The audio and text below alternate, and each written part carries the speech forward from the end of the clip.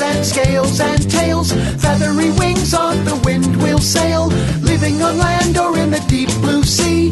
It's the Critter Connection.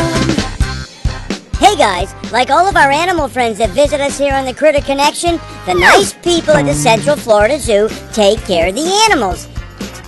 Today, we're behind the scenes at the Herpetarium or Reptile House to meet Nick and his friend Gary.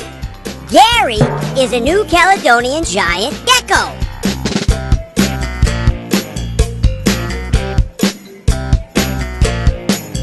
Well, Nick, what is a gecko?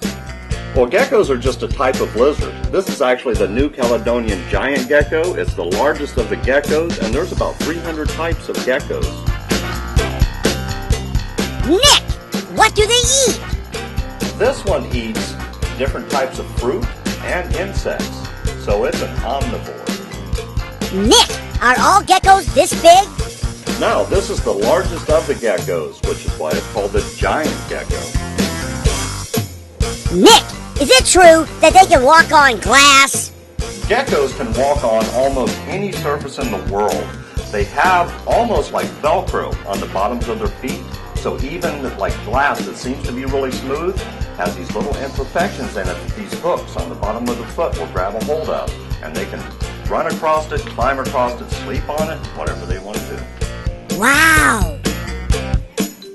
Hey boys and girls, did you know that the New Caledonian giant gecko is the largest of all the gecko species in the world? Yup, it's true. And the giant gecko is a nocturnal animal. Nocturnal means that the gecko sleeps all day. But when the night comes, the gecko hunts for food. He looks for insects and spiders, and he even sucks the nectar from flowers. Okay, let's get back to our friend Gary, the New Caledonian giant gecko. Okay, Nick, thank you for bringing your friend Gary to meet with us today on the Critter Connection.